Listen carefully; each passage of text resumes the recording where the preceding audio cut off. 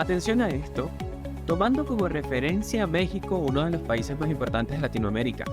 El Sistema Nacional de Información Estadística y Geográfica indicó en su más reciente estudio que más del 72% de la población de tan solo 6 años de edad ya utiliza Internet. Ahora, reflexionemos sobre esto y sobre el mundo digital en el que se desarrollan hoy los negocios, cuando la atención a la información está en un promedio de 8 segundos. Además, para el 2025, el 75% de la fuerza laboral justamente va a estar conformada por millennials y más del 60% de los consumidores obviamente serán y pertenecerán a este grupo. Entonces, ¿pueden imaginar la velocidad y cantidad de datos que demandará y demanda hoy el mercado? Eso, por supuesto, con cada vez mayor comodidad y seguridad, sobre todo en la experiencia digital de cada usuario. Entonces, es así como nuestra sociedad y las empresas han estado obligadas a construir un entorno digital soportado por los avances tecnológicos y la innovación, donde podemos y deberíamos tener acceso a casi cualquier tipo de información para dar respuesta a necesidades en cualquier industria. Mucho de esto se lo debemos a la nube, por supuesto, al cloud. Hoy estaremos hablando de esta tecnología que hace años revolucionó el mercado, pero estaba en sus primeros pasos y hoy, sin duda alguna, se ha convertido en la base de la transformación digital de nuestra sociedad y cualquier empresa.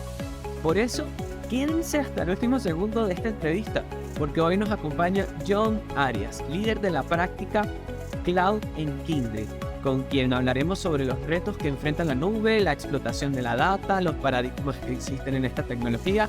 Así que una entrevista súper beneficiosa y muy entretenida.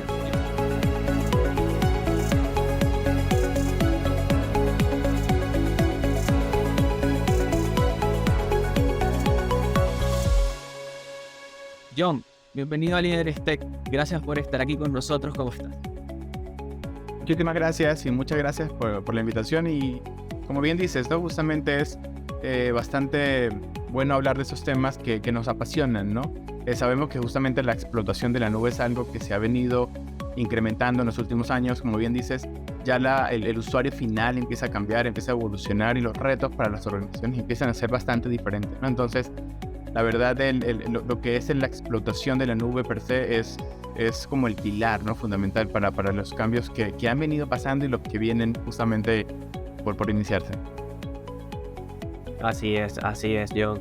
Así que, aprovechando pues esta introducción, precisamente hablemos de los retos que enfrentan las empresas al migrar sus cargas de trabajo a la nube. Creo que esto es un tema bien interesante para todos los que hacemos vida en esta área corporativa, en la tecnología con respecto a la nube. Entonces, John, cuéntame un poco y dime 3 retos importantes que afrontan las empresas al migrar sus cargas de misión crítica a la nube. De acuerdo, yo creo que han venido evolucionando los retos, como bien te decía. Cuando nació el concepto de nube, yo creo que la seguridad siempre fue el reto más crítico, porque por allí tenemos más entradas, tenemos más usuarios que van a estar entrando desde diferentes localidades y lo que es la superficie de vulnerabilidad empieza a crecer. Entonces, desde mi perspectiva, la seguridad o cómo lograr nosotros blindar esos servicios que estamos moviendo en la nube vendría siendo como el reto más representativo. Sin embargo, como bien dices, esto ha venido evolucionando año con año y se ha desmitificado un poco el tema de seguridad para justamente dar entrada a otros problemas. Hoy día más del 80% de las empresas ya tienen algún servicio corriendo en nube, ¿no? Entonces, lo que estamos viendo es que los problemas que empiezan a tener las empresas están más orientados al control de la nube, al control de los costos variables que pueden tener en la nube, ¿no? Evidentemente venimos de modelos tradicionales de consumo de recursos un poco como controlados a modelos de consumo que son totalmente variables, ¿no? Como las empresas empiezan a hacer el famoso pago por uso, la elasticidad. Entonces, lo que es el control de gastos y cómo integramos ese nuevo modelo a los modelos tradicionales es otro reto muy importante que las empresas están experimentando.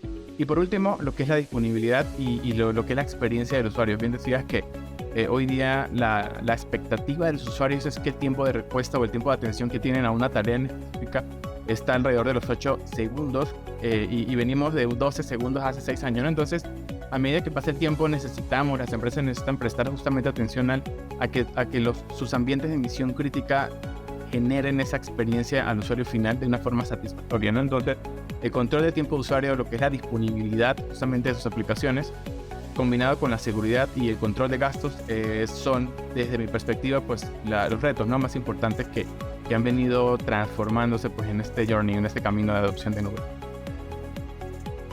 Sin duda alguna, es un reto impresionante con la velocidad en que se mueve la innovación hoy en día en el ámbito tecnológico, ¿no?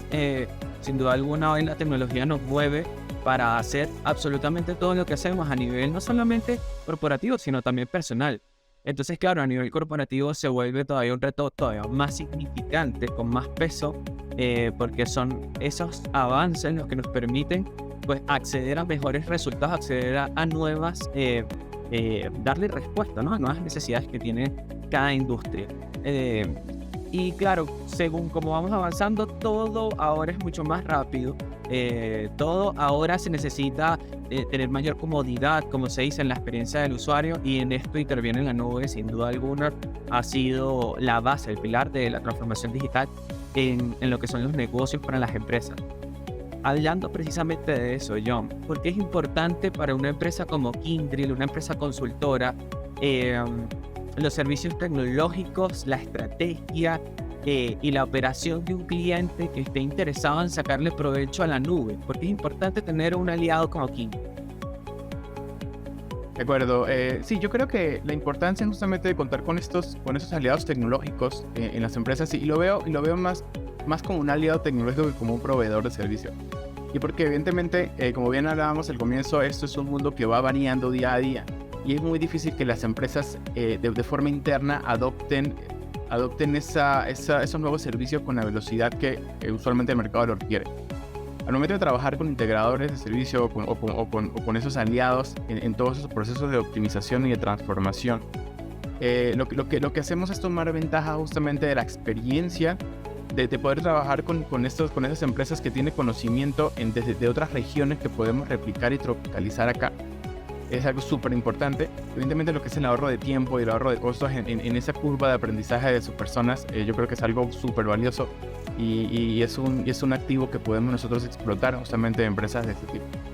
Y por otro lado, la escalabilidad y la flexibilidad. Usualmente también el tener ese brazo que esté apoyando justamente en todos los caminos de transformación, el tener esa consultoría o esos servicios quizás un poco más orientados o con ese tacto más de advisory, de servicios de consultoría, que justamente orienten a las empresas a cuál es la ruta de transformación que necesitamos seguir, justamente basándonos en lo que te decía al comienzo, en las mejores prácticas, en casos que ya nosotros conocemos que en otras geografías están funcionando, y pues acá en México la podemos, y pues en la región la podemos replicar, ¿no? Entonces, yo creo que esa es la importancia fundamental en el cual pues las empresas, no solamente empresas trabajando con aliados de servicio, también esas empresas o proveedores de servicio trabajando con un ecosistema de alianzas, ¿no? Como por ejemplo, hablando específicamente de temas de nube, cómo nosotros podemos interactuar y directamente trabajar con empresas como Microsoft, como Google, como Amazon, y crear centros de excelencia justamente para tener esos activos replicables y crear esos patrones de automatización que nos permitan ser pues mucho más eficientes y transferir todo ese conocimiento a una empresa y pues justamente acelerar sus proyectos de transformación. Desde mi perspectiva, yo creo que se traduce justamente en esos 3 puntos fundamentales. Muy, muy interesante, porque hoy en día todo este tema de interconexión, la nube es base. De hecho, se está hablando actualmente de la interoperabilidad, de todo lo que tiene que funcionar e interoperar para que la información sea accesible en diferentes empresas, como dices tú, y que son aliados. Así que el futuro que nos espera, sin duda alguna, es muy, muy desafiante, sobre todo para compañías como Kyndryl, quienes están justamente en la médula espinal de esta interoperabilidad con tecnologías como lo son la nube. Hablando justamente de la tecnología y la nube, porque la nube no es solo la nube, ¿no? La nube también se alimenta, como decías tú, de otros avances, y no solamente para responder a varios clientes. Podemos poner el caso de la inteligencia artificial, el machine learning. Entonces, aquí viene lo que es la explotación de la nube. ¿no? Hablemos un poco sobre esto, John, sobre la explotación de la nube y cómo la inteligencia artificial y el machine learning han evolucionado la nube a lo que es hoy, ¿no? Entonces, si hoy una empresa quiere ser data driven, ¿cómo hace una empresa para hacerlo? Y explícanos un poco, ¿no? A todos los que nos ven, explícanos un poco qué es data driven para que pues todos tomadores de decisiones que les interese este concepto y esta manera de evolucionar en la transformación digital en sus empresas pueda adquirir o ser, ¿no?, una empresa data driven. Cuéntanos sobre esto. Seguro que sí. Es un término que la verdad ha venido evolucionando, también ha venido creciendo en los últimos años, donde justamente lo que se busca es democratizar la data. Dentro de las organizaciones vemos cómo tenemos diferentes unidades de negocio que generan mucha información que es valiosa para tomar decisiones. Y usualmente cuando vemos antes o trabajamos en silos, en donde quizás el área financiera tiene algunos dashboards o alguna información o métricas que permiten tomar decisiones desde finanzas. Y por otro lado tenemos a TI o operaciones con ciertos datos que permiten tomar decisiones en base a operaciones, y así sucesivamente pasa con el resto de las áreas internas. Cuando hablamos de una empresa data driven, lo que hace justamente es eliminar esos hilos entre las organizaciones y generar una cultura de, más que democratización de los datos, yo lo veo como democratización de las oportunidades, en donde justamente nosotros saquemos provecho de toda la información, hagamos la correlación correcta y podamos tomar decisiones objetivas, incluso casi en tiempo real. Es decir, seamos un poco más proactivos en la toma de decisiones, basándonos no solamente en los datos que hemos obtenido del pasado, sino haciendo forecast con los datos que podemos predecir de lo que va a pasar en el futuro. Entonces, justamente lo que se necesita es tener esa cultura de correlación de datos, esa cultura justamente de eliminar silos, de trabajar todos en equipo, orientado justamente hacia el negocio. Tener el negocio como el pilar fundamental para lo que es la toma de decisiones y aprovechando toda la data que se genera en las diferentes organizaciones para que todos remen hacia la misma dirección. Esa es como el concepto inicial de lo que es Data Driven, que también se traduce en lo que es algo de observabilidad o observabilidad aplicada, ¿no? Entonces, son básicamente los beneficios, ¿no?, que entregan ese tipo de cultura de trabajo. Vaya. Vale, entonces podríamos decir que uno de los primeros pasos, porque quisiéramos preguntarte sobre esto, para que tengan la información clara. Si una empresa quiere ser data driven, ¿cuáles son los primeros pasos? Entonces entendemos que la cultura juega un rol muy importante en la cultura organizacional de esa empresa para convertirse, ¿no?, en data driven. Y claro, ya sabemos toda la burocracia que puede existir entre medio de lo que es una cultura organizacional, sus cargos, el esquema organizacional. Entonces, háblanos un poco sobre estos primeros pasos que tiene que dar una empresa para convertirse en una empresa data driven. Seguro que sí. Yo creo que lo primero acá es justamente tener una estrategia de datos bien clara, ¿no? Aquí entra el rol que es de Business Operation o BizOps, o bien conocido, en donde lo que buscamos justamente es integrar personas con procesos de TI y negocio, y justamente atar los tres o correlacionarlos de la forma correcta para orientar la toma de decisiones por esos tres pilares fundamentales, ¿no? Entonces, lo que es la definición de la estrategia de datos y que sea clara y que permea toda la organización, yo creo que es el primer paso fundamental. El segundo paso yo creo que es identificar los datos que son relevantes, ¿no? Muchas veces también cuando las empresas inician este camino de adopción de lo que es una cultura orientada a los datos, vemos que tenemos información por todos lados. Tenemos información en diferentes áreas que quizás alguna sirve y alguna pues no. Justamente identificar cuáles son los datos que necesitamos o que en realidad afectan mi negocio y sacar provecho de ellos, ¿no? Hacer esa correlación correcta entre los datos. Disculpa que te interrumpa, inclusive varios líderes han reconocido que de empresas que tienen información hasta en papel, hasta en servilletas, ¿no? Y hablando de diferentes industrias, inclusive hasta la de salud, ¿no? Y se hace un reto importantísimo. Sí, correcto, y justamente parte es esto, ¿no? Esta información que usualmente la tenemos segregada incluso en estas usando esas metodologías algo arcaicas, ¿no? Como me comentas. Justamente parte de esto, ¿no? Hacer esta consolidación, lo que es la correlación y lo que es identificar los datos que en realidad son relevantes para la toma de decisiones de negocio, y siempre orientarlo hacia el negocio. Dejar claro que siempre el negocio es el pilar fundamental para toda la toma de decisiones. Todos los datos van a provenir de diferentes áreas, de diferentes aristas, pero la idea justamente es ver cómo nosotros aprovechamos una métrica de un consumo de un CPU, de un servidor, para definir que ese dato influenciar una decisión de negocio, para ver cómo ese dato influencia una decisión de negocio. Entonces justamente ese es el reto. El reto es identificar los datos relevantes y correlacionarlos de la forma correcta. Otro punto importante acá justamente es contratar o capacitar o tener un equipo justamente enfocado al análisis de datos bajo esta metodología, ¿no? Lo que es la parte de Business Operation con el mismo enfoque. Entonces, tener equipos que sean multidisciplinarios, y que aparte no solamente estén orientados en un silo o en una organización, sino que incluya o abarque todas las organizaciones o todas las unidades de negocio dentro de la empresa, es algo que también es súper relevante y es un paso fundamental en aras de convertirse en una empresa tipo Data Driver, ¿no? Y por último, pues definir y elegir las herramientas de datos correctas, ¿no? Hoy día el mercado pues ya nos ofrece un mundo de herramientas que podemos nosotros utilizar y explotar. Bien decía de Machine Learning, decíamos también de Data Lake, que decía de Business Warehouse, Business Intelligence. Entonces nos perdemos justamente en este mundo de herramientas o de metodologías o de procesos. Entonces el saber elegir la herramienta o el proceso correcto para la funcionalidad de negocio correcta, yo creo que también es clave. Entonces lo abarcaría justamente en estos 4 pasos fundamentales que los cuales las empresas deberían seguir para convertirse en una empresa data-driven. Bueno, John, hablemos sobre el paradigma, porque toda esta implementación de tecnología obviamente que tiene que estar cubierta, tiene que estar protegida, ¿no? Es un tema muy, muy importante y muy relevante que se está hablando hoy, que es la ciberseguridad. La seguridad en los datos, la seguridad de la información. En verdad hay muchos conceptos, pero digamos que no solamente la seguridad de la infraestructura, sino también de los datos, ¿no? Ya estamos ofreciendo un servicio en la nube para que todo se agilice, para que todo tenga una velocidad, para que todo tenga una interoperabilidad. Ahora cuéntanos un poco sobre la seguridad que da Kyndryl en este tipo de servicio con la nube, ¿no? Ya, sumamente importante. Claro que sí, y como decía hace rato, ¿no? Parte de los retos justamente es la seguridad.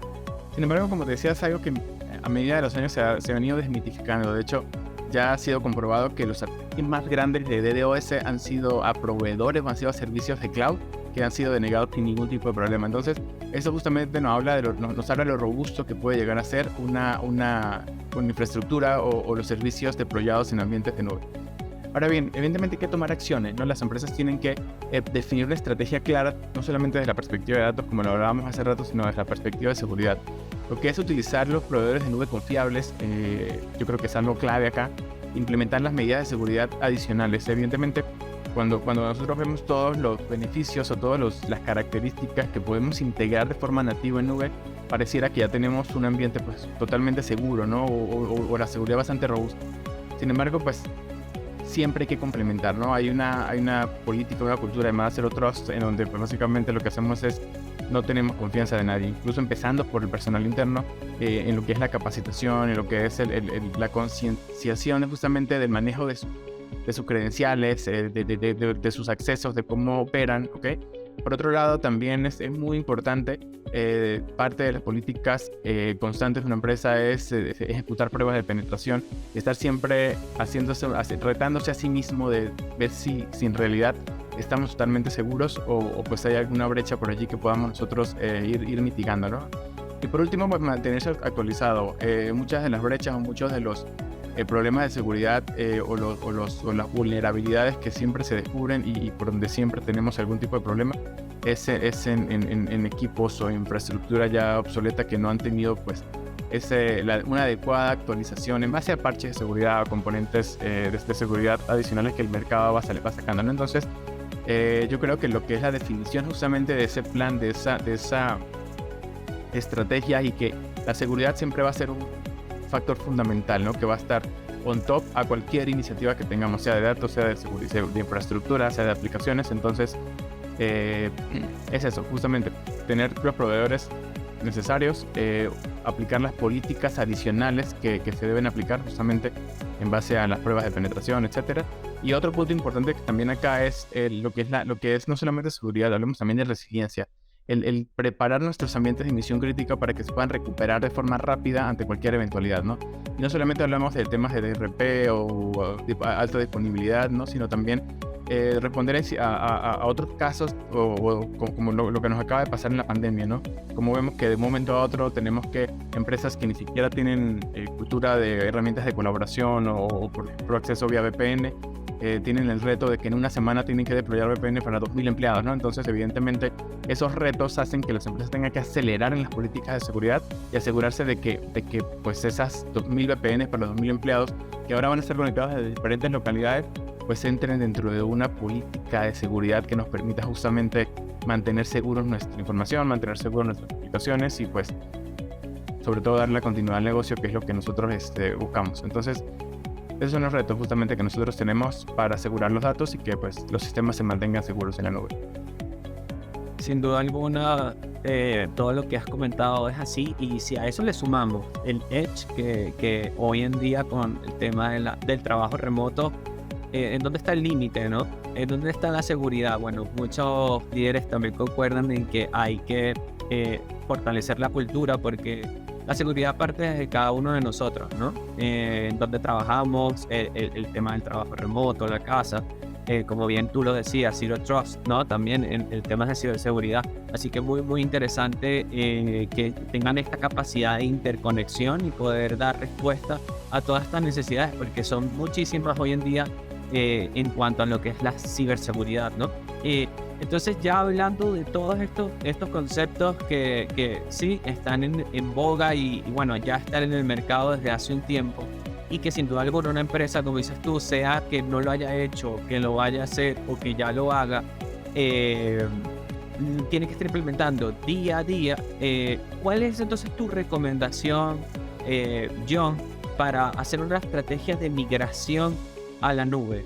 Una estrategia de migración a la nube exitosa, ¿no? ¿Con quién? Seguro. Yo pienso que lo primero es evaluar lo que es la viabilidad de la migración, ¿no? Evidentemente no todo es migrable y pues no todo debería estar en un ambiente tradicional, ¿no? Entonces, muchos de los errores que usualmente cometen las empresas cuando empiezan este camino de adopciones es voy a mover todo y luego veo qué hago, ¿no? Entonces eso justamente se decantan los problemas que hablábamos al comienzo, ¿no? Tenemos problemas de la predictibilidad de los costos, de que no están haciendo el uso correcto de la nube. Entonces, lo que se evaluó en la viabilidad y qué tipo de aplicaciones vamos a migrar creo que es fundamental. Y de nuevo, para seguir el hilo justamente de la conversación, ¿cómo atamos eso a los procesos de negocio? Muchas veces cuando enfocamos en las migraciones hacia la nube desde la perspectiva de infraestructura estamos cometiendo un error. Tenemos que evaluarla desde lo que son los procesos de negocio, en donde podamos asegurarnos de que toda la interoperabilidad de todo de lo que significa un proceso de negocio esté considerado dentro de mi estrategia de migración. Es decir, lo que es la conexión entre las aplicaciones, de asegurarnos de que no hayan, por ejemplo, bases de datos que se queden on-premise y servidores de aplicación que se vayan a cloud, porque evidentemente eso va a afectar la experiencia del usuario. Entonces, el partir desde los procesos de negocio para luego bajar una estrategia de aplicación y luego bajar una estrategia de infraestructura creo que es fundamental, ¿no? Y ahí justamente se van identificando cuáles son las cargas de trabajo que son susceptibles a migrar. Otro punto súper importante también es acá perseguir una iniciativa o perseguir una cultura que sea cloud native. El evitar lo que es el lift and shift, el evitar mover servidores tal cual como están solo por moverlos, sino ir un paso más allá, ¿no? A ver qué está pasando ahí, qué está corriendo, qué necesidad de negocio está cubriendo y ver si es un proceso que se puede transformar a modelos nativos de nube donde tengamos más beneficios de precio, de escalabilidad, de disponibilidad, etcétera. Y pues por otro lado también por allí definir lo que es una hoja de ruta pues bien clara, ¿no? Eso pues va de la mano también, yo creo que derivado justamente de esos análisis, lo que es la definición de un proveedor de nube. Evidentemente no todas las cargas son buenas para correr en todos los proveedores de nube. Hay ciertos proveedores que ofrecen más beneficios para ciertos tipos de cargas o ciertos incentivos para mover ciertos tipos de ambientes a su nube. Entonces parte es eso, ¿no? También es la selección correcta del proveedor de nube, no solamente desde la perspectiva económica, sino también desde la perspectiva tecnológica, que es lo que ofrece. Todo lo que es el tema de interoperabilidad es súper clave. Hay que saber que no todo se va a mover y hay cosas que van a quedarse on-premise. Entonces es necesario considerar eso, considerar que vamos a tener que coexistir en dos lugares diferentes o en tres o en cuatro. Recordemos que la estrategia de del 85% de las empresas es perseguir una estrategia multinube. Entonces la interoperabilidad es algo fundamental. Necesitamos saber nosotros y definir justamente en lo que es la hoja de ruta que van a haber cosas que van a existir en diferentes lugares, ¿no? Entonces cómo se comunican entre sí. Y pues evidentemente planificar lo que es la capacitación del personal, tener las personas adecuadas en los momentos adecuados o los proveedores de servicios adecuados en el momento adecuado para que pues una vez que nosotros demos ese paso de migración de nube, pues lo que es la estabilización pues sea lo más rápido posible, ¿no? Y pues por último y no menos importante, pues todo el tema de seguridad. Parte justamente es de toda la estrategia de migración y de la hoja de ruta es que todas las políticas de seguridad o las metodologías de seguridad que vamos a aplicar pues estén bien definidas, estén bien claras de todos los actores que se involucren en este ámbito, pues estén desde un inicio, ¿no? Desde la fase de diseño hasta pues la fase de implementación para asegurarse de que todo esté cubierto. Entonces pues yo creo que esa es una estrategia de migración pues bastante completa, ¿no? Más o menos. En relación precisamente, bueno, porque son un montón de cosas que acabas de decir, se escuchan rápido, ¿no? Pero debe ser bien desafiante implementarla y todos los resultados positivos que esto trae para la organización. Precisamente sobre eso, John, nos cabe la curiosidad. Según tú, una migración a la nube con Kyndryl, danos un ejemplo de lo más rápido hasta, digámoslo así, lo más complicado que puede tocar a una empresa en cuanto a tiempo. Es claro, porque seguramente no todas contratan las mismas tecnologías, no todas tienen el mismo perfil, ¿verdad?, de necesidades. Entonces, dentro de ese rango y para satisfacer las curiosidades, esto de la migración de la nube, se preguntarán los tomadores de decisiones y dirán, ya, ¿y cuánto tarda esto? John, cuenta. Claro, no, y aquí se despliegan bastantes aristas, y justamente es dependiendo de la estrategia. La respuesta siempre es depende. ¿Y por qué? Tenemos clientes que tienen por allá aplicaciones bastante modernas, usualmente las startups que vienen haciendo de hace 3-4 años, que ya pues tienen sus aplicaciones en modelos que ya no son monolíticos, que son aplicaciones que son ya corriendo sobre tecnología de contenedores, etcétera. Entonces usualmente aquí tenemos más portabilidad y pues las migraciones son más simples, ¿no? De hecho son aplicaciones que nacen para ser movidas entre diferentes nubes y esto pues facilita bastante lo que es la migración. Yo te diría que en un escenario sí la migración básicamente puede durar horas, ¿no? De una aplicación. Ahora bien, por otro lado, y justamente viendo desde la perspectiva de aplicaciones, vemos como clientes también que tienen, por ejemplo, mainframe desde hace 30 años, tienen aplicaciones basadas en COBOL totalmente monolíticas que necesitamos nosotros pues inicialmente un camino de transformación de código para luego poder empezar a desacoplar, para luego poder mover, y son proyectos que te digo que pueden llevar 2 o 3 años, ¿no? Entonces hay de lo más simple hasta lo más complejo. Entonces, y eso desde la perspectiva de aplicaciones. Ahora, si pasamos a la perspectiva de infraestructura, pues ahí también hay otros retos, ¿no? El famoso lift and shift que hay veces que es necesario, pues también tenemos temas de obsolescencia, qué tan actuales están los sistemas operativos y los procesos de las empresas pueden evidentemente facilitar una migración de lo que es infraestructura per se, pero pues vaya, son bastantes vertientes, son bastantes opciones que hay, pero de nuevo, te puedo decir que va desde horas hasta años, o sea, es algo que es bastante amplio. John, de verdad ha sido un placer tenerte, información muy muy importante y muy entretenida. Desgranar esta información lo agradece mucho porque la gente, bueno, piensa en la nube, pero realmente no saben todo lo que hay detrás y cuán fácil puede ser iniciar tu proceso de transformación digital en una empresa, ¿no? Así que, John, muchísimas gracias por estar aquí. Muchísimas gracias a ustedes por la invitación y pues seguimos en contacto. Por supuesto que sí, esperamos tenerte pronto de nuevo con nosotros. Está siempre en tu casa, John. Así que bueno, amigos, este fue John Arias, líder de práctica en Kyndryl, ¿ok? Él lidera todo lo que son los procesos y servicios de cloud en Kyndryl. Por nuestra parte, pues por supuesto, invitarlos a que sigan con nosotros, agradecerles a que se quedaron hasta el último segundo, al último instante de esta entrevista. Pueden seguirnos en todas nuestras redes sociales, por supuesto.